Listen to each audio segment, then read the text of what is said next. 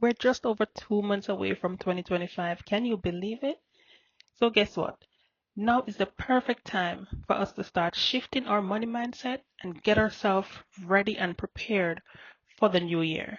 Okay, so get us in the right frame of mind to change our circumstances, change our money behavior. I'll be sharing 5 tips on how to develop a healthier relationship with money. My name is Rose, and I'm on a quest for debt and financial freedom. So if you're in the same situation and would like an accountability partner, come along with me. So tip number 1 is to shift the language that we are using around our money or our financial circumstances. Oftentimes we try to say negative things or we think about things negatively because we don't have enough money. We can't afford certain things sometimes.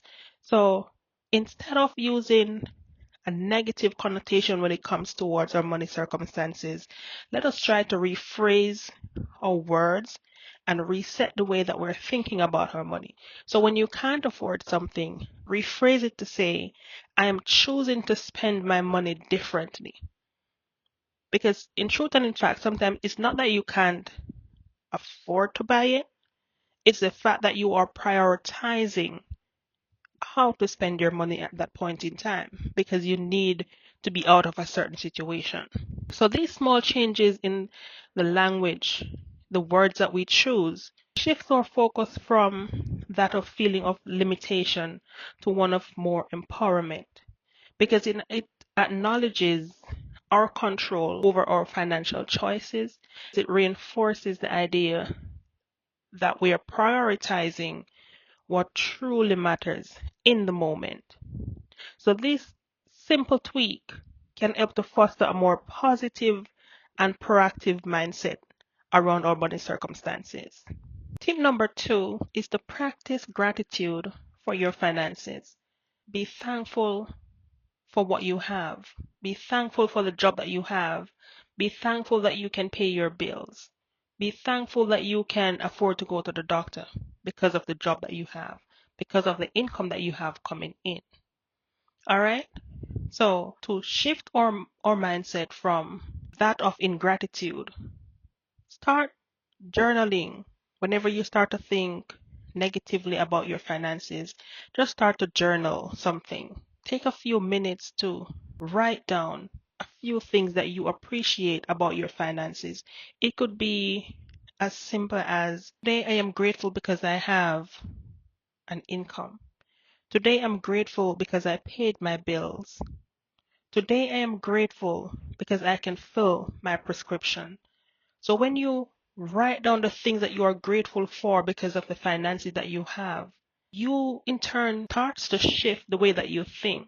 You're shifting your mindset from that of scarcity to abundance. And this helps to foster a positive relationship with money. Also, reflect on your past financial milestones. Before I started my debt-free journey, I mentioned this in one of my videos before. If someone would ask me, how much did you pay towards your debt? I wouldn't be able to answer them because I wasn't keeping track of it. So now that I am tracking everything that I'm doing, I'm becoming more intimate with my finances. There are certain questions that if somebody asks me, I could snap and I can answer it right then. So I'm saying all that to say, reflecting on my financial milestones, I'm reflecting on how much I've paid off in debt since I started my debt-free journey in January. So celebrating your small wins, it's a big achievement. And this helps you to keep motivated as you go along your journey. Whether you are trying to save $100 to buy a birthday gift, once you achieve that goal, it's a big win for you. So celebrate your small wins. So once you start to acknowledge your small successes on your financial journey, your debt-free journey, it reinforces a sense of progress. And people like to feel a sense of progress. We like to feel that we are doing something, we are achieving something. All right. So you can create a financial vision board, or like to do is to create graphs so I can see the trend. Whatever motivates you, Whatever you can use to reflect on your past, your journey, do that. All right? Because we're trying to be motivated. We're trying to shift our mindset from that of limitations, and ingratitude. All right? And another way that we can practice gratitude for our finances is to practice mindfulness. So when we incorporate mindfulness techniques when we're thinking about our finances, we spend a few minutes in a quiet reflection before you do your budget, or sit down and you have a conversation with God. Let Him know, because He already knows what we're going through. Do your own little reflection and just talk to Him, ask Him for guidance, and ask Him to stretch the little that you have. Focus on what really matters instead of focusing on what we're lacking, instead of focusing on the fact that we probably don't have enough at this time. Focus on what we have and how we can make it stretch. And this can help to develop a sense of peace and contentment with your financial situation. And honestly, this helps to reduce anxiety. This definitely helps to reduce financial anxiety, and it fosters a healthy outlook on your money as well, because you're thinking that you're going to be telling yourself that things will get better. And once you start to tell yourself that things are going to be better, once you start to feed your mind with positivity, positive words, that is what will automatically start to happen. We also need to practice gratitude in spending overall. When you're making purchases, whether it's at the grocery store, whether you're buying yourself a pair of shoes, or you're getting your hair done, or you're doing your nails, be grateful for the ability that you can nourish yourself, you can pamper yourself, you can treat yourself. And once we start to develop these little mindsets, it helps us to feel more content with our spending choices, and also helps us to reduce beating down on ourselves for spending money on ourselves. Because a lot of times we're working and we're not even trying to put anything back into ourselves. We're not trying to get our hair done. We're not trying to get our nails done. We're not doing anything because we are so focused on paying off these debts. We are so focused on taking care of the kids. So we forget about ourselves. But we also need to fill our cups. We also need to replenish ourselves so we can in turn be there for those that we love.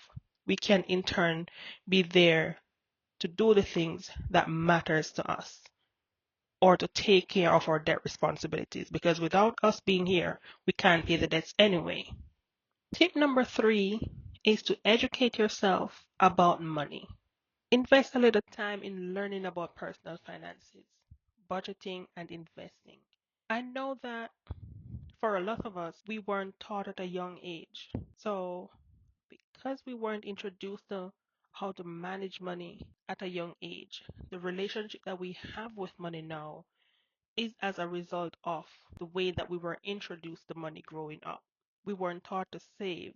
We weren't taught to invest by our parents. So now we, as adults, we have to be learning these things on our own. And in learning these important life lessons on our own, we can in turn teach our kids to be better at money than we are at money right now. So this is when, once you start to learn about money, once you start to learn the ins and outs of finance, personal finance, it empowers you, because knowledge is power. So once you have the knowledge, you are better able to make more informed decisions. And once you're able to make more informed decisions, this reduces anxiety. It reduces buyer's remorse. It reduces stress. And there are a number of free self-paced financial learning, financial literacy courses that you can take. I'm doing one on Khan Academy, and it's just going at my own pace. If you don't want to do a full course, just read some blogs, buy some financial literacy books, but get yourself more knowledgeable about personal finances, about credit, about budgeting, about investing, about APR, about interest rates. So once you are going into a business, if you're trying to get a loan, certain terms you'll be able to understand because God knows. They don't tell us everything. And if you don't know, you're probably signing off to something. And once you run in a situation, that's when you start asking questions. So we are going into things blindly. But once you start to educate yourself, you have the power to ask the right questions when you're going into a financial dealing.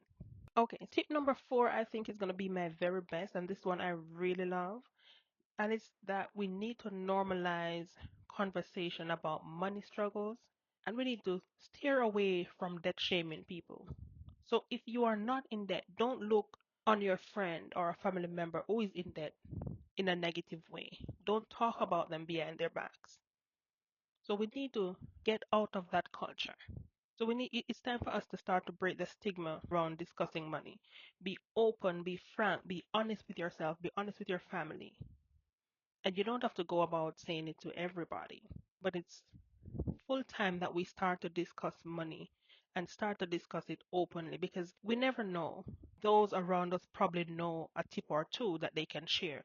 So once we start to discuss money, once we start to talk about what we're going through, we might just very well be getting the relief that we need, opening our eyes to new things, new ideas when we share other people sharing their ideas, their strategies, their tips with us. And I do know that many people feel embarrassed to share their financial challenges due to the fear of debt shaming, like I said before. But this can definitely make us feel isolated and overwhelmed and depressed. So, by openly talking about our experiences, whether it's dealing with debt, whether it's our inability to effectively budget, or whether it's our struggle to stick into our budget, whether it's unexpected expenses, we need to talk about it. All right. So we can create a supportive community instead of one that is just judgment. Because we can definitely share our stories and find solutions together. And a lot of us, I'm going to say, at some point in life, face some financial struggles. So whether you are over your debt now and in a phase where you are able to invest, at some point in time, you are going through a financial situation. All right. So let us start to break away from the financial stigma and start to support each other, share the knowledge that we have, share the tools that we have, share the tips that we have, so we can all be better and we can all have the knowledge or the strength or a shoulder to lean on when we're going through these tough times.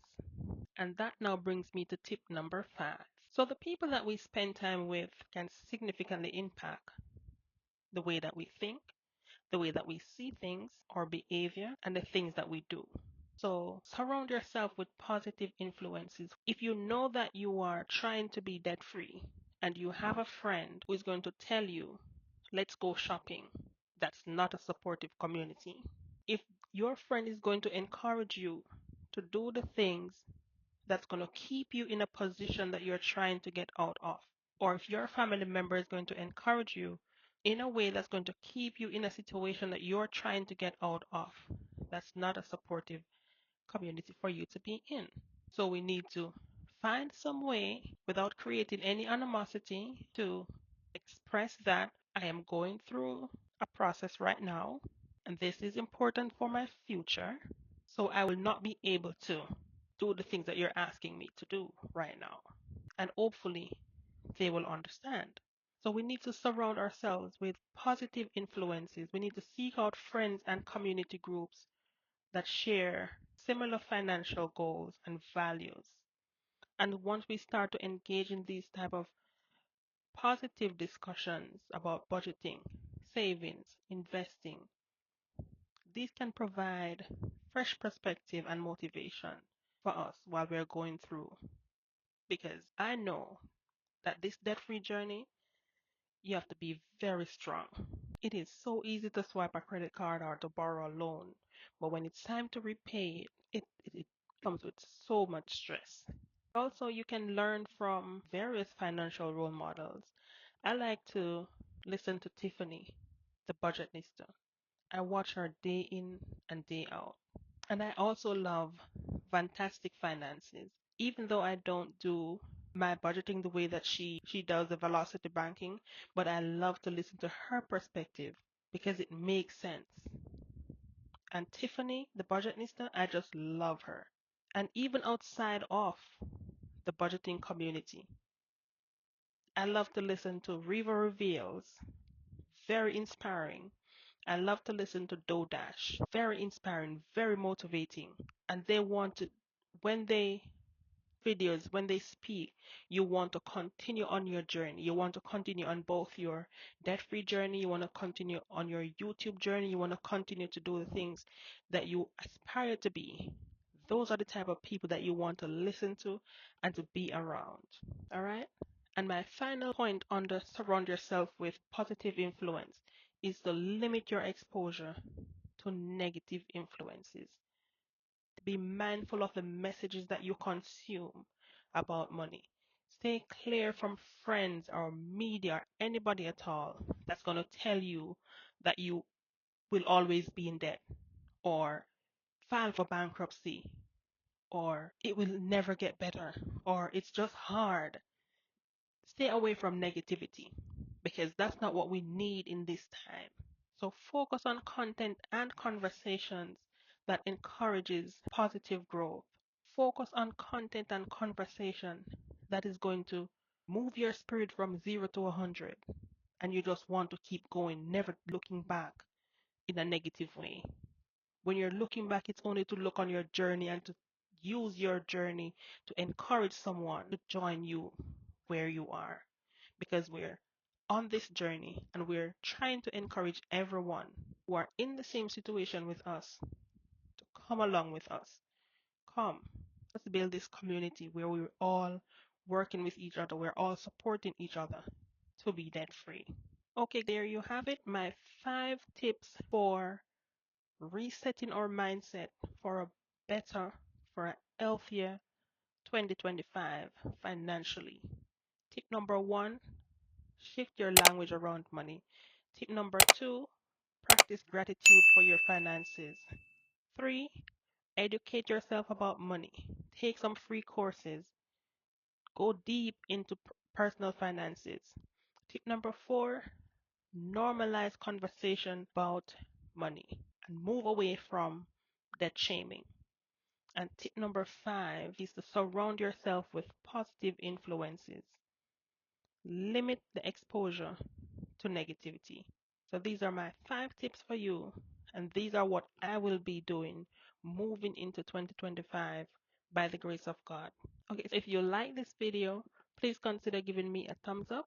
If you haven't subscribed, if you've reached this point and you haven't subscribed to my channel, please consider subscribing and please share this video with someone who this video might be able to help them to make a step in the right direction, to clear their mind, to declutter their mind when it comes to their finances, and to start their journey to become debt free. So until the next video, bye.